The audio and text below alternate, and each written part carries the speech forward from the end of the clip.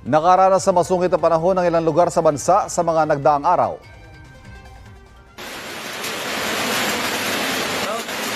Nagulat ang mga residente ng Barangay Tambobong sa Davao City na makaranas sila ng hailstorm. Sa kuha ng isang netizen, kita pa mga bumagsak na maliliit na yelo na sinlaki ng butil ng mais. Tumagal ang hailstorm ng halos 15 minuto.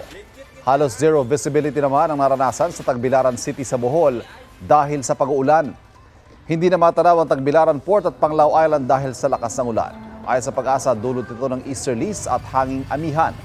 Dahil din sa masamang panahon, nagka-landslide sa Natonin Mountain Province. Kasama sa mga bumagsak ang ilang pananim. Patuloy ang clearing operation sa mga apektadong kalsada ngayong araw. Mga kapuso, para laging una sa mga balita, bisitahin at mag-subscribe sa GMA Integrated News sa YouTube. Sa mga kapuso abroad, samahan niyo kami sa GMA Pinoy TV at sa www.gmanews.tv.